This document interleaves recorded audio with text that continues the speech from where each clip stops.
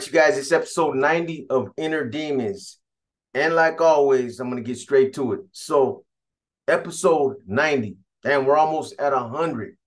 We're going to get there. We're getting pretty close to the end of Inner Demons, but some of you guys have been asking me, is it going to stop at the end of the county jail, when everything happens in court? Or, are you going to go up until the present day? I'm going to go as far as I can. Not all the way up until the present day, but it's going to extend beyond the county jail for those of you that are asking what happened, what I did when I got out, the things that I got into, how I got a job, all that kind of stuff. Because I think that, those things might be beneficial to some people. Some people might be able to, take what I did as a template, so to speak, and, maybe it can help them make better choices for themselves. Anyways, let me get into it. So, episode 89, I talked a lot about the passing of my grandmother and how, I had to find the strength, how I mustered the strength to get through it. I took three hard losses back to back. And I don't know how many times I've said this to you guys, but this was all my family. I still have my stepfather, but losing my mom, my wife, and my grandmother, it was pretty much like that was everything. I had nothing left. At least that's what I was feeling like. I love the shit out of my stepfather. He means everything. He meant everything to me. And, I valued the fact that he was still alive and that he was still around. He kind of helped me get through a lot of the pain that I was feeling after losing my mom and my grandmother. He was somebody that not only understood, but, obviously he was able to relate. Anyways, so, I did a lot of soul searching in Little Max. I had to. When I was in Little Max, it was almost like I was standing on the ledge. Everything was about to happen. Either way, no matter what choices I was about to make, it was about to happen right there in Little Max. Because when they housed me there, this was right after the incident happened in Second East.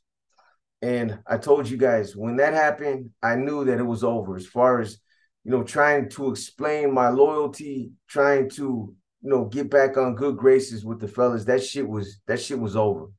It was done, and I finally was able to accept that.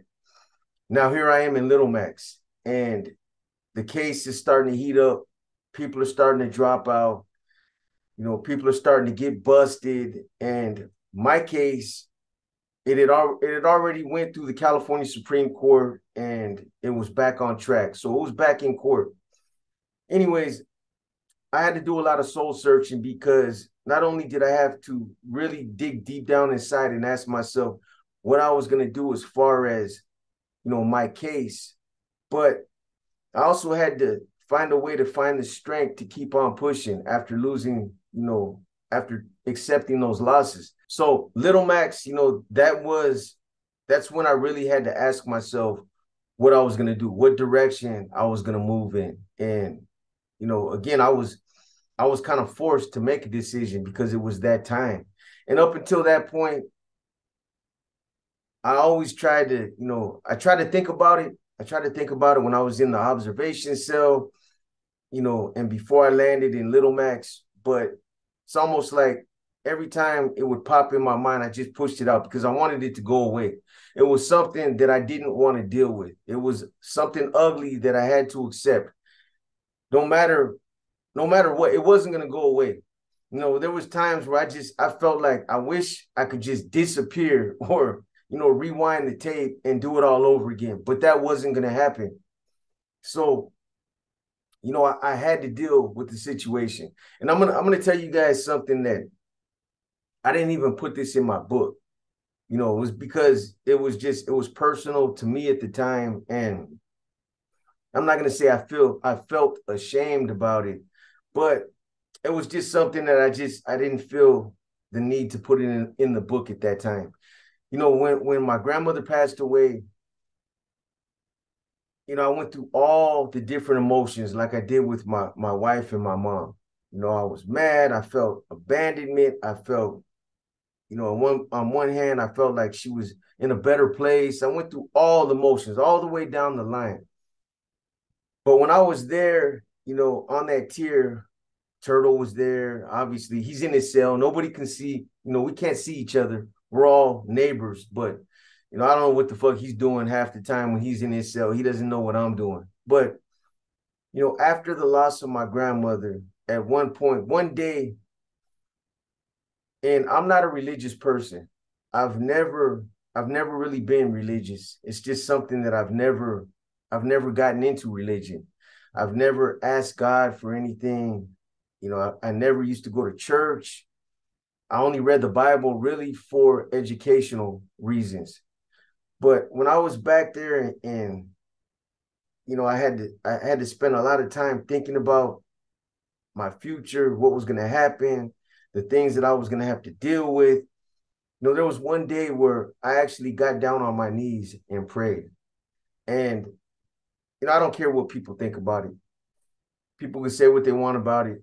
I wasn't getting weak. I wasn't turning to religion, to answer my problems. It wasn't nothing like that. I was more pissed off than anything. I didn't even know if a God existed. You know, the losing, taking the lot, having to accept the losses that I did. If anything, it shook what little bit of faith I had left in me. When my wife passed away, my grandmother, my mom, I just felt like, if there is a God, how could he be so cruel to like smack me, 3 times, especially when I'm in a situation like this. If there's a God, why do you allow things like this to happen? So that's what it was all about. I'm not gonna say I was jamming them up, but I wanted to know, I was like, you know what? I'm going to go through the motions. I'm going to get on my knees and I'm going to pray to this guy. I don't know what I was expecting. It's not like I was expecting somebody to jump out of a cloud and show himself, but, you know, I told him, I never really believed in you. I've never seen you. I don't know if you exist. I believe that there's a higher power, but I just don't know if it's that type of God. I don't know. It's just not something that I really thought a lot about. Obviously, there's some type of higher power. We don't just pop out of nowhere, out of thin air. But, I got down on my knees and I asked him, why would you do that? Why would you take everything from me at a time like this? Am I really that fucked up where, you felt like I deserved to, feel that kind of pain at a time like this?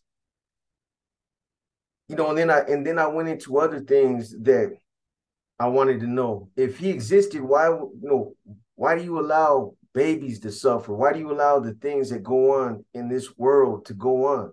Why do you take the people that deserve to live, good people? Why do you take them and you allow the people that deserve to die, you let them live for the 90 years? Why is that? My mom, she lived a different type of lifestyle, but she was destroying herself. She was a dolphin. She wasn't hurting nobody but herself. So, I didn't understand why he took her. She was in her late 50s and she still had a lot of life left, but I didn't understand why he took her the way that he did. She suffocated in a pillow. She obviously, she went before she was supposed to. My wife, she was somebody that, she was a good woman. She wasn't somebody that was out there committing a lot of crimes, and she wasn't out there hurting people.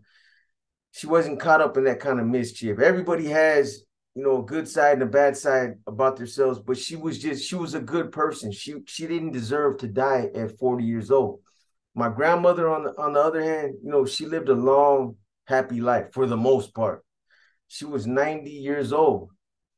So I understood that. But, I asked him about these things. And, the other thing that I asked him for guidance. If you really exist, I need some guidance because I don't know what the fuck to do. I can't get over this hump, you know, the betrayal. That's something that I can't get over it. And that's what I did. I got down on my knees when I was in Little Max at one point, and I wasn't looking for him to take all my problems away. I wasn't turning Christian or nothing like that. I was so pissed off at the situation that I was in that if he did exist, I wanted him to hear what I had to say. And that's what I did. I spoke my piece and I got up and I let it go. I don't know how I ended up finding the strength to move on in that situation. It's tough, man. When you lose people and you're locked up like that, especially when you're in a bad situation where your life is hanging in the balance, it's a hard situation to be in. But I think the way that I really got through it is I asked myself, what would my mom want me to do? If she was still here, if she could weigh in right now, what would she want me to do? No doubt she wanted me to get out and to go on and live the rest of my life as productively, as happy as I could. There's no question about that.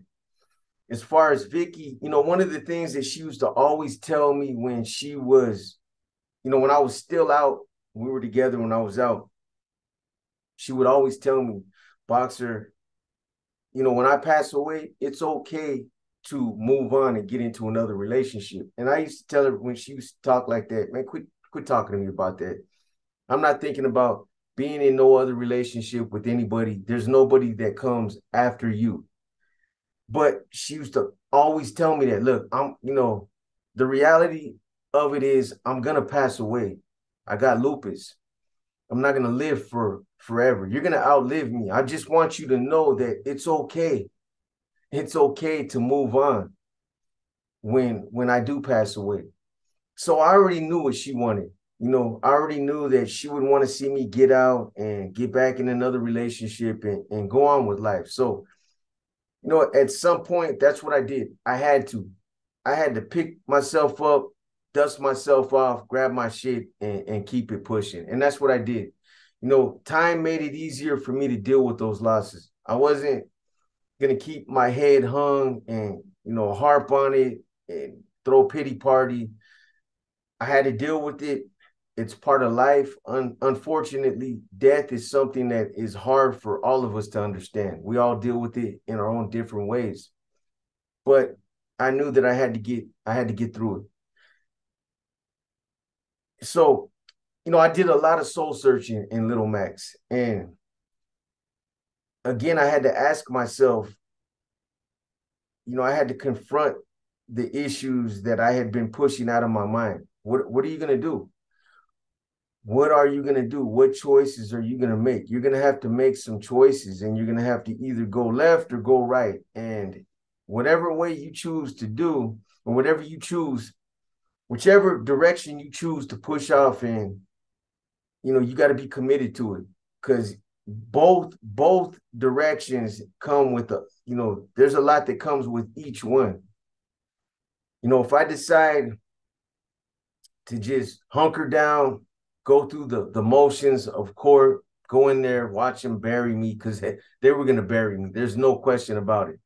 Example 1, 2, 3, and 4, straight up. They were going to make an example out of me. And they probably were going to be resentful that, I didn't take the bait, so to speak. They were probably going to even be more committed, if I chose to go that route. On the other hand, going right was probably even a more difficult path to take, because it was foreign to me. There was so much that came with it that, I didn't even want to think about it. But I knew that, I had to. The time was now. I had to think about it. And, I had to get my mind right. There was a time when I was in the observation cell, and this is right after the passing of, I think, my mom. She just passed away. I was in the no. Let me back up. I don't remember if she had passed or not at that point. But I remember I was in the observation cell, and you know the thing that I was focused on at that time anyway was just the predicament I was in. I was in the observation cell, and she must have been gone because I didn't really have anybody that I could reach out to and talk about, you know, the things that I was going through. I didn't have nobody I could call and talk about these things with. I had to pretty much just keep it to myself. And I don't know, that little voice that we all have, that's, you know, that's what I used to do. That little voice, I used to listen to that voice talking to myself. You never hear me, but that's probably my conscience. Or I'm thinking my conscience. Anyway, I'm rambling now. Anyway, so there was a time when I was in the observation cell on the third floor, and you know, there's a couple of COs that worked in that jail that I clicked with. I got real tight with them. They were some cool cats, born and raised in San Jose, grew up on the east side, had family that were homies. And they just chose at some point to get into corrections, and that was the career that they chose. But they were still law enforcement. Anyways, you know, talking to these guys while I was there in the observation cell, it kind of helped me. It kind of helped put things in perspective because honestly, I'm telling you guys, I was stuck. I didn't know, I didn't know how to get through it. And you know, my case wasn't no secret. Everybody in the jail knew about it. They knew it was an ugly case. They knew that there was a lot of politics. There was a lot of shit going on between all of us that were caught up in the case, and particularly me. So there would be times when these COs that would work there, you know, their station was right outside my door. So a lot of times they just open up the tray slot and they'd be sitting right there at their desk, you know, doing their whatever they were doing, running chow or, you know, doing their paperwork. And we'd be engaged in a conversation. And, you know, there was one point in time I remember asking one of them, I'm like, man, you know, I talked about everything that had happened in the county jail up until that point and everything that I was looking at from that point. And I asked him, fuck, man, what would you do? What would you do in this situation? Because I'm stuck. I don't know what to do. I can't get past this point right here. You know, if it was never about saving myself, it was never about, I never wanted to be put in a situation where it was like I was making choices to get myself out of a bad situation so that, you know, in other words, I was burning other people to save myself. If it was about that, you know, I would have done it on 6/11/2004 as soon as they came through my door. But it was never about that. You know, it never really was. People are going to say what they're going to say. They can run with it, you know, think what you want to think. It doesn't matter. I know, you know, where my mind was at. I know where my heart was at. It was never about that. You know, I tried to push off in the right direction. Shit just got funky. Shit got fucked up. Anyways, I was there in that situation. So I asked the CEO, what would you do, man? What would you do if you were in my situation? And I remember, you know, I always remember what he said. He's like, look, man, he's like, you know, you've been playing this game since you were 12 years old. You know, you're what, almost 40 years old now. And you're at a point where you're grown and you can see life, you know, you have a perspective of life now. Everything that you've been through and where you're at, I'm pretty sure you can see everything that's going on. He's like, look, man, for once, you got to make your choices based on what's in your best interest, what's good for you. Don't think about other people. Don't think about organizations or betrayal or any of that stuff. Just think about your life because that's what's important right now. Think about that. But, you know, I'll tell you right now, if I was in your situation, he's like, look, I come to work 5 days a week, 12 hours a day for my wife and my kids. I bust my ass so that they can live somewhat of a better life. I put food on the table. I make sure they got, you know, clothes on their backs. The kids got school clothes, all that good stuff. If I was ever put in a situation where, you know, I had some homies, we were out there doing some dirt, and that's the kind of lifestyle that we were, you know, that's what it was. And I ended up having to make a choice between them and my family. I'll tell you what, I wouldn't even have hesitated. I would have been like, you know what, fucking, I'm done. You know, I'm done. Everything that I do is for my family. It's like, you got to think about that, man. Think about you and your family for once. You spent your entire life thinking about somebody else's family or working for somebody else. He's like, man, fuck all that shit. Do what you got to do, man. Do what you got to do. You know, the game of life, what you are playing right now is, you know, it's a serious game. If you make the wrong decision and you go off in the wrong direction, there's no do-overs. Once you drop the ball, that's it. It's a done data. You know, you want to be one of those dudes that plays that loyalty role, you know, this high honor role, and all this honor, all this integrity for the fellas, for my hood, for this, for that. And then 20 years down the line, you're in a cell somewhere, going bald, losing all your teeth. Well, I'm already bald. I got all my teeth. But, you know, you're in the cell somewhere and a light bulb goes off and all of a sudden you're like, fuck, man. I should have made different choice when I had an opportunity. I fucking blew it. You know, if you drop the ball in this game right here, it's one and done. There's no do-overs. It's like once you ring that bell, you can't unring it. So, you know, he helped put a lot of things in perspective for me. And I had to think about all that. And it helped me make, you know, the choices that I had to make. Again, undesirable choices. Anyways, I don't want to keep rambling on and on about this. I just want you guys to understand that when I was in Little Max, I did put everything in perspective. And this was a time where I really had to think about what direction I was going to, you know, what direction I was going to push my life in. So at around this same time, a lot of cats started dropping out. It was like the domino effect, straight up.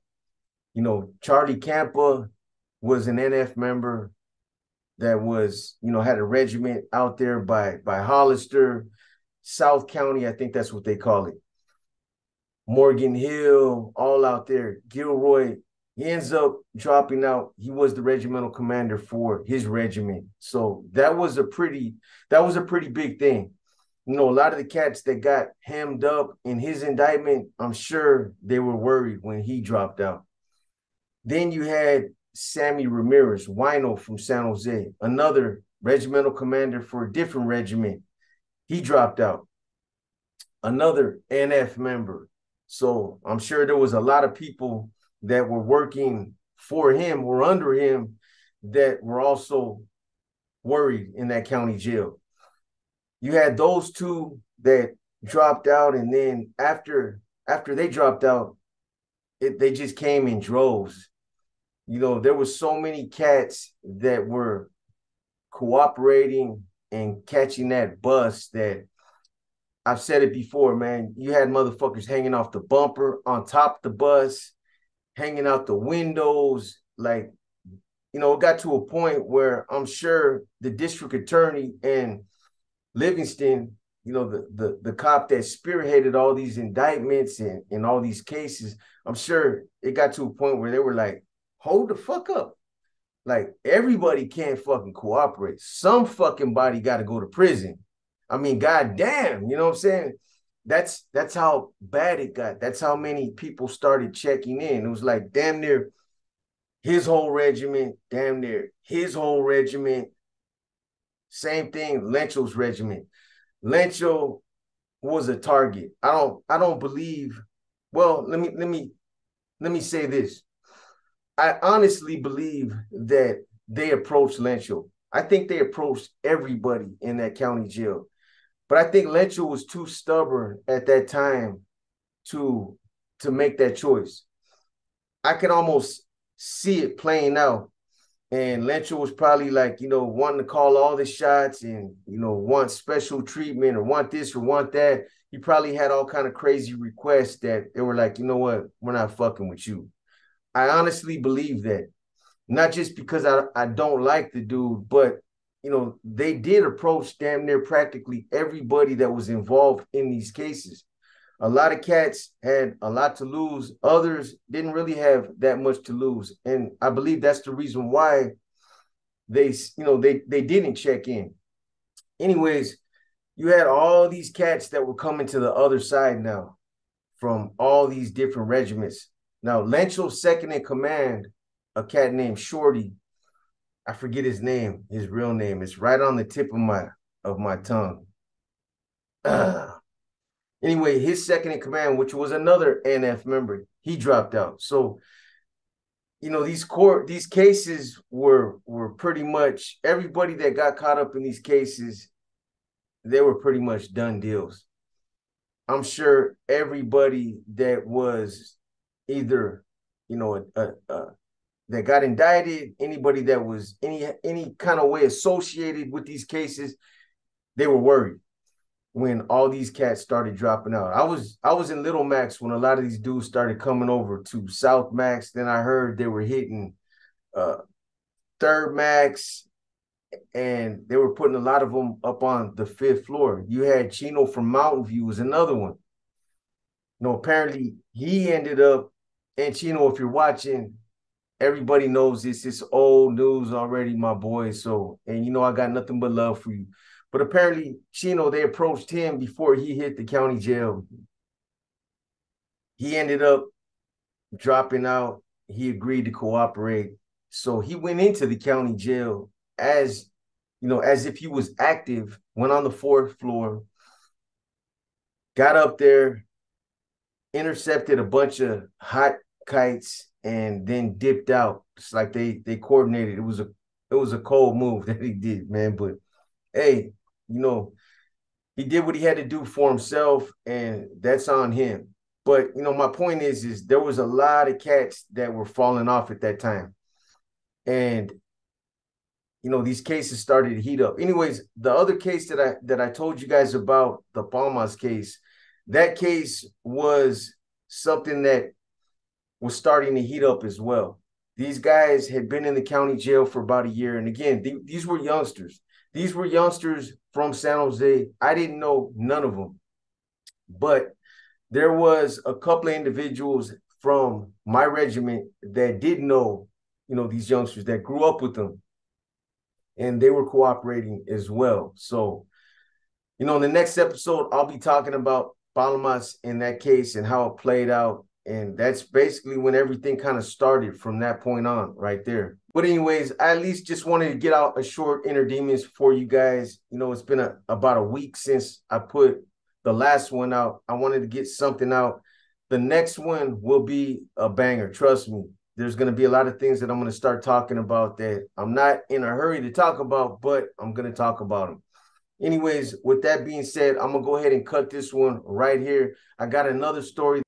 So we'll be dropping these in the morning. I got several other Mexican Mafia stories lined up for you guys. We'll be dropping those over the course of this next week.